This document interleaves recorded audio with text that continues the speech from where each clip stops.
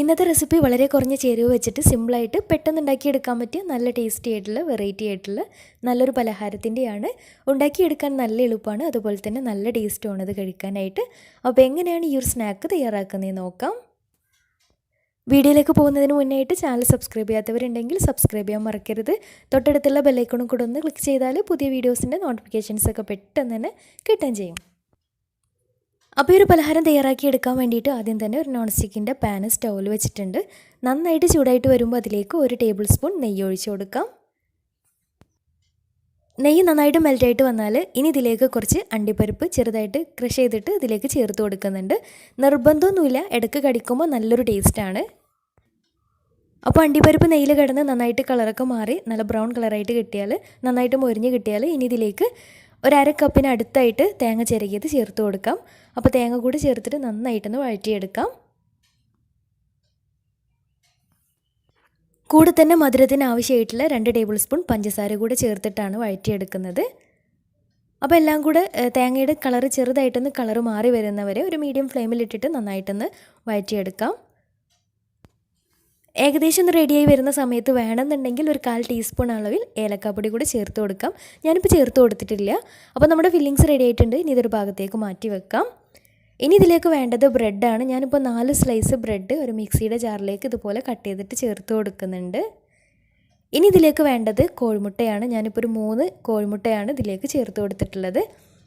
മുട്ട കൂടി ചേർത്ത് കഴിഞ്ഞാൽ ഇനി ഇതിലേക്ക് വേണ്ടത് പാലാണ്. ഞാനിപ്പോൾ ഒരു 1/2 കപ്പ് അളവിൽ പാലും കൂടെ ഇതിലേക്ക് ചേർത്ത് കൊടുക്കുന്നുണ്ട്. ഇനി മധുരത്തിന് ആവശ്യമായിട്ടുള്ള പഞ്ചസാര ചേർത്ത് കൊടുക്കാം. ഒരു 1/4 കപ്പ് അളവിൽ പഞ്ചസാര കൂടെ ചേർത്ത് കൊടുക്കാം. ഇനി എല്ലാം കൂടെ നന്നായിട്ടൊന്ന് അരച്ചെടുക്കാം. മിക്സിയുടെ ജാറിലിട്ടിട്ട് നന്നായിട്ടൊന്ന് അരച്ചെടുക്കാം. അപ്പോൾ ഏലക്കാപ്പൊടി ചേർത്ത് കൊടുക്കാൻ മറന്നു പോയിട്ടുണ്ടായിരുന്നു. അപ്പോൾ 1 ടീസ്പൂൺ ഏലക്കാപ്പൊടി കൂടെ ചേർത്തിട്ട് ഒന്നും കൂടെ ഒന്ന് നന്നായിട്ട് മിക്സാക്കി എടുത്തിട്ടുണ്ട്.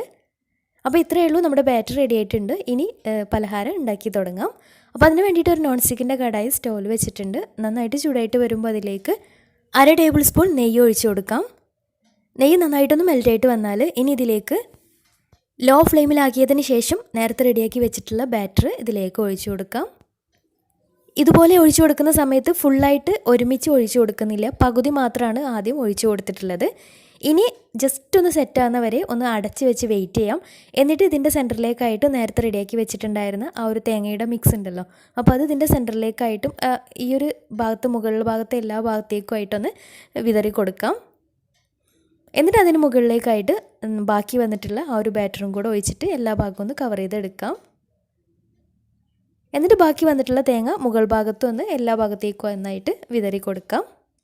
ഇനി അടച്ച് വെച്ച് ലോ ഫ്ലെയിമിൽ ഒരു 15 മിനിറ്റ് വേവിച്ചെടുക്കാം. മുട്ടയൊക്കെ ആയത് കാരണം പെട്ടെന്ന് തന്നെ റെഡി ആയിട്ട് കിട്ടും. ഒരുപാട് കട്ടിക്കൊക്കെ വേണമെന്നുണ്ടെങ്കിൽ മുട്ടയുടെ അളവും പാലിൻ്റെ അളവും ഒന്ന് കൂട്ടിയെടുത്താൽ മതിയാവും.